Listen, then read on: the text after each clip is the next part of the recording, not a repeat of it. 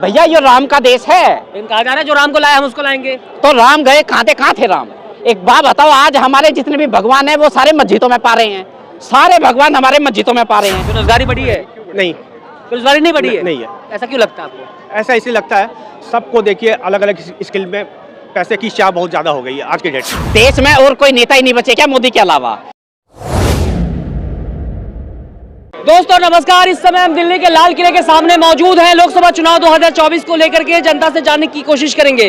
वही अलग अलग जगह जाकर के हम लोगों से उनकी राय लेने की कोशिश करते हैं। क्या लगता है? वही भारतीय जनता पार्टी का दावा है कि इस बार 400 के पार। लेकिन राहुल गांधी जो है श्रम की बात करते हैं, न्याय की बात करते हैं, भारत जोड़ो न्याय यात्रा भी कर रहे हैं। इन सभी मुद्दे पर जनता की क्या राय है, इनसे जानने की कोशिश करेंगे। क्या लगता है 2024 में? भाई 24 में दावा तो किया जा रहा है, भारतीय जनता पार्टी के नेता कह रहे हैं कि इस बार 400 पार। भाई 400 पार होंगी, इन लोगों को कैसे पता है? मतलब इतना कॉन्फिडेंस आदमी के पास में कहां से आ सकता है? मतलब तो इसका मतलब कोई ना कोई घपला होगा, जैसे वहां हुआ चंडीगढ़ में।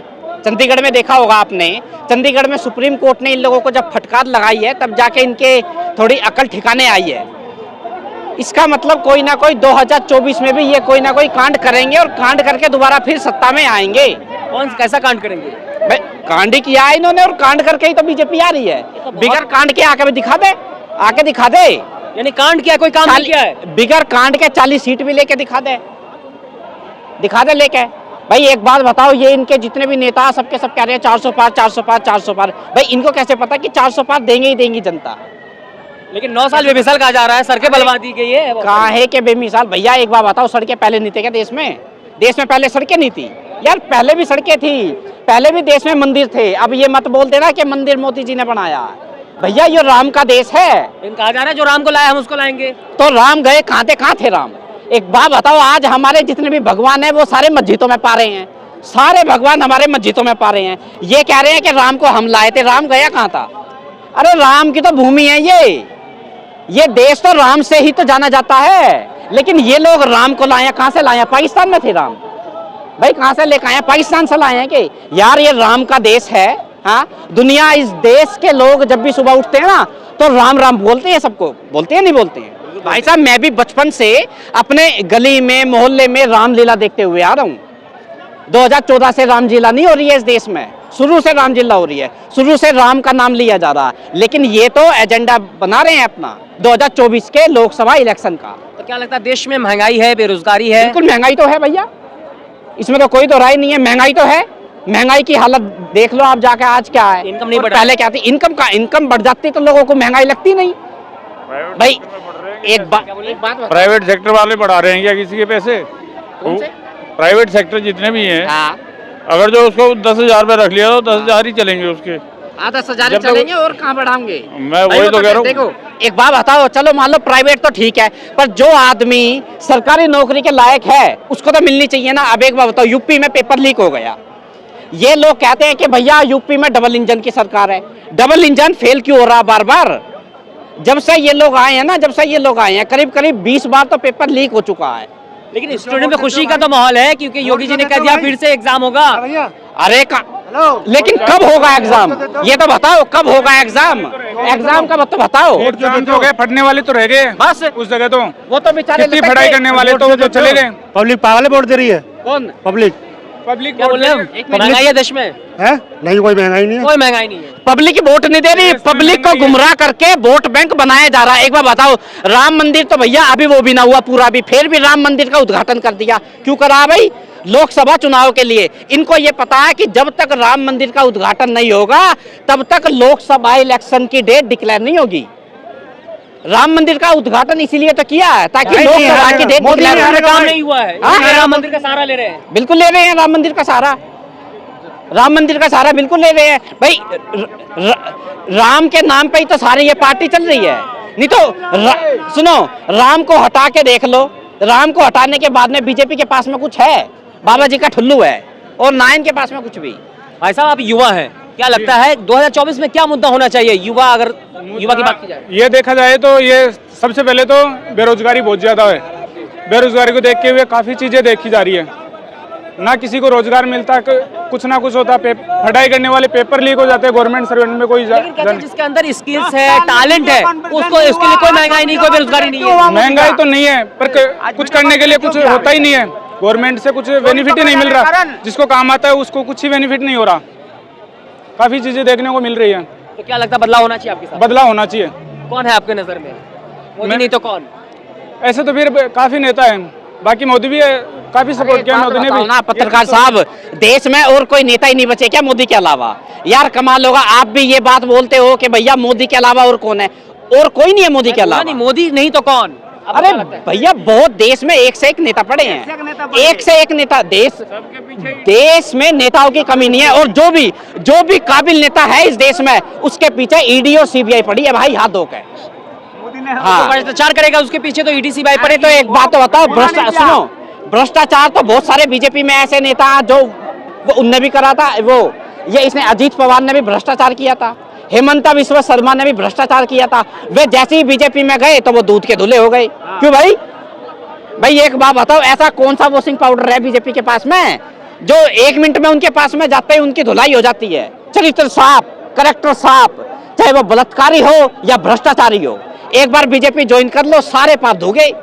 यार ये तो हद हो रही है। शंभू बॉर्डर पे बैठे हुए हैं, एमएसपी कानून को लेकर के जो लगातार जो सरकार से अपनी मांगे कर रहे हैं, उनपे आंसू के गोले छोड़े जा रहे हैं, सड़कों पे जो है कीलें लगा दी गई हैं, बैरिकेड्स लगा दी गई है। कैसे देखते हैं ये? भाई देखो, ये तो हमारे जो किसान हैं, जो अन्नदाता हैं, जिसका आप लोग और हम लोग खा रहे हैं, उसके साथ में इतना अत्याचार नहीं होना चाहिए। और आज से पहले किसान के साथ में ना ऐसा कभी नहीं हुआ जैसा आज हो रहा है इस देश में। भाई बॉर्डर पे उनके लिए कील लगा रखी है, उनके लिए आंसू गैस के गोले दाग रहे हैं उनके ऊपर। एक दो किसान की तो मौत भी हो गई भाई। हमारे देश के किसान नहीं है, वो चीन पाकिस्तान के फौज है क्या? सुनो, सर में गोली लगी है भाई साहब एक के। तो व्यवहार तो उनके साथ में ऐसा ही किया जा रहा है जैसे वो चीन और पाकिस्तान से आए लोग हैं। वे हमारे देश के लोग हैं, हमारे देश के किसान हैं। एक बार पिछले बार का हाल भी तो याद कर लिया आपने। क्या पिछले बार का हाँ, पिछले बार का याद है। बहुत अच्छा लगा था ना? एक बात बताओ, बहुत अच्छा लगा था ना? एक बात बताओ, सुनो। नहीं लाल किले अरे जब सुन तो लो। हाँ बता दो। जब रैली के लिए उनका रूट तय कर रखा था और सिक्योरिटी थी, तो वो यहाँ पे घुस कैसे गए लाल किले तक? ये बात बता दो आप। 300 रुपए किलो गेहूँ खाएंगे क्या? कौन? कोई नहीं खाएगा, कोई नहीं खाएगा। अच्छा भाई साहब, महंगाई है? हाँ महंगाई है देश में? होगा, महंगाई तो बढ़ेगी। नहीं, महंगाई है या नहीं? हाँ, लग रहा है कि नहीं? हाँ है। बेरोजगारी बढ़ी है?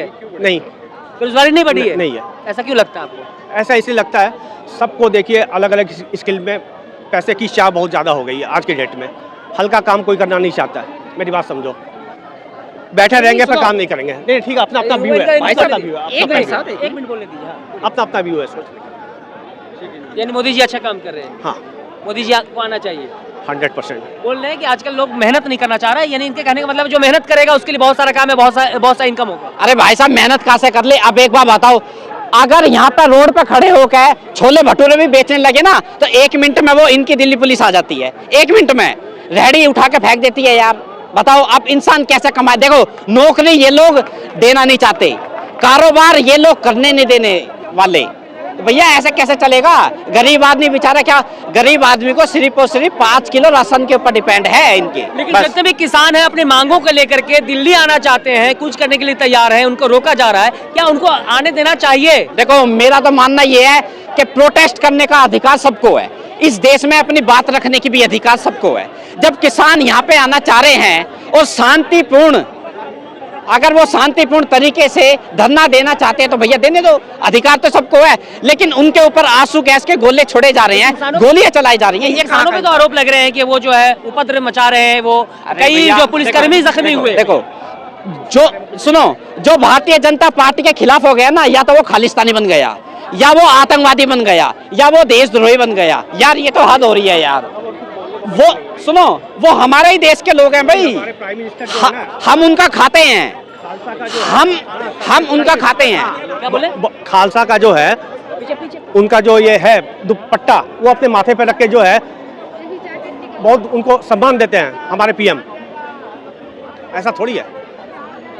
आज सिख समाज जो है हमारे देश की जान है सर। तो ये इसीलिए तो उनको खालिस्तानी बोला जा रहा है। खालिस्तानी कौन कह रहा है? देखो भाई साहब, एक मिनट, सुनो, एक मिनट, सोच का विपक्ष फर्क के एक नेता ने उनको खालिस्तानी नहीं बोला, भाई साहब, और भारतीय जनता पार्टी के पता नहीं कितने नेता हैं जो मैं उनको क्या बोल रहा हूं? खालिस्तानी कह रहे हैं। 2 दिन पहले राज्यसभा का चुनाव का जो है, राज्यसभा संसद का जो रिजल्ट हुआ, जो चुनाव हुआ, रिजल्ट घोषित हुआ, उसमें जो एक कुछ भीड़ ने, कुछ सपोर्टर ने नासिर साहब जिंदाबाद के नारे लगाए, लेकिन बहुत सारी मीडिया भी चलाई, बहुत भाजपा के बहुत सारे बड़े बड़े नेता ने ट्वीट किया कि पाकिस्तान जिंदाबाद के नारे लगे हैं। देखो, वैसे पाकिस्तान जिंदाबाद के नारे नहीं लगने चाहिए, और जो भी लगा रहा है मैं तो बोलता हूं उसके खिलाफ कार्रवाई हो।